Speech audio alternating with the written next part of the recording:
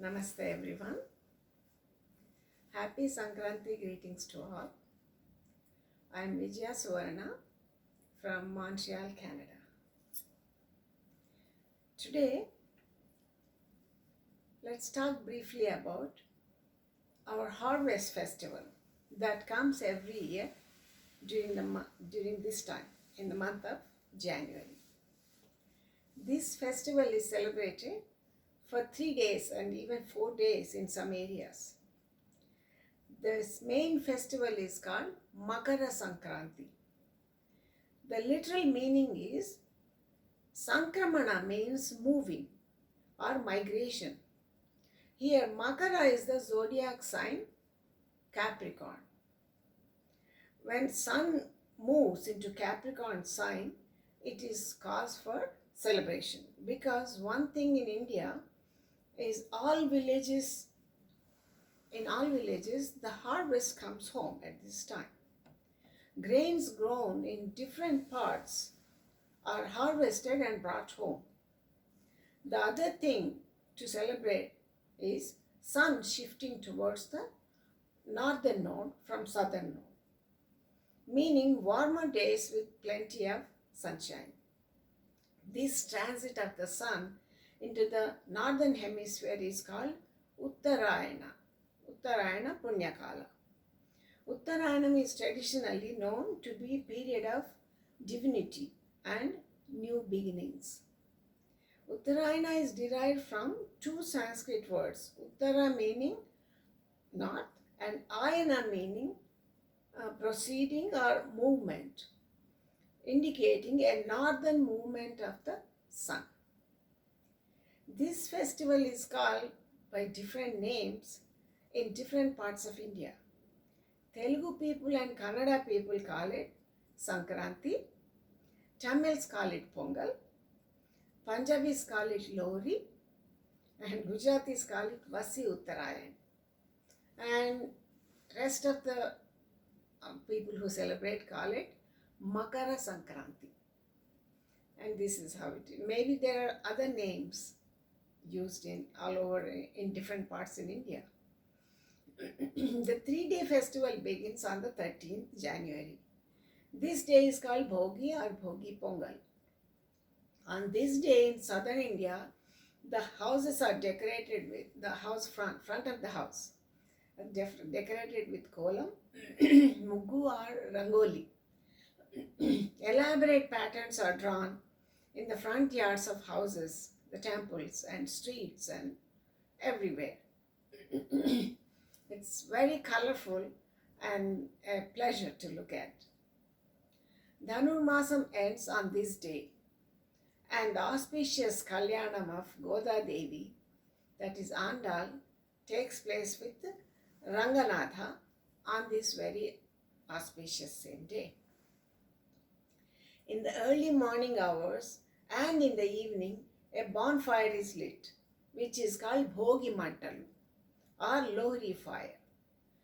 All the family members go around the bonfire seeking blessings of nature. In northern part of India, new fresh peanuts and new crop of popcorn and corn are put as offerings into the fire.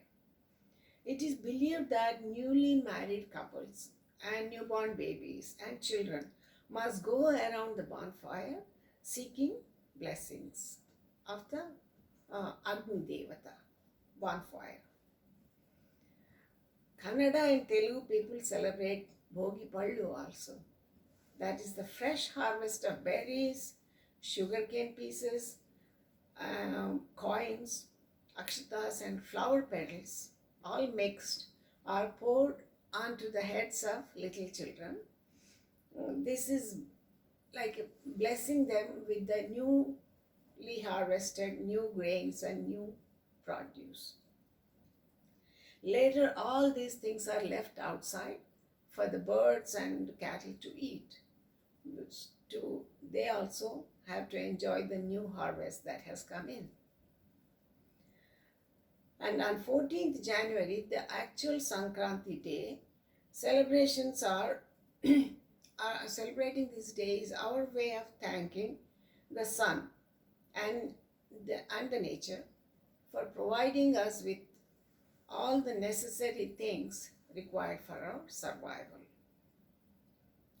All through the year, the fields are prepared and grains are grown, and this Sankranti time, all those efforts of the farmers and people who work in the fields is paid off. That means when the harvest comes home, it's a time to enjoy the fruits of their labor. Pongal or khichdi is cooked on this day outdoors with natural firewood, with the new grains, and offered to sun god first. And then the family enjoys the pongal or cooked food together. In South, there is also the practice of Haridasu, singing kirtanas and walking on the streets, singing Harinama Kirtana and other kirtanas. All the household people who hear him come out and offer him grains and other food products, dry food products that is. He walks around with a pot on his head, and people usually pour the food, grains, onto his pot. The cattle is nicely washed and dressed and paraded all through the streets of the village. It is because the bulls and the other cattle have worked all through the year very hard in the fields and helped in producing the food products. Therefore, the animals are decorated and thanked in this way.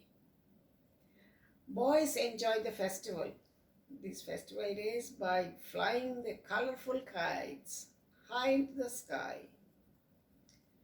On the third day, 15th January, it's called Kanuma Day. A mixture of sesame seeds, brown sugar is exchanged.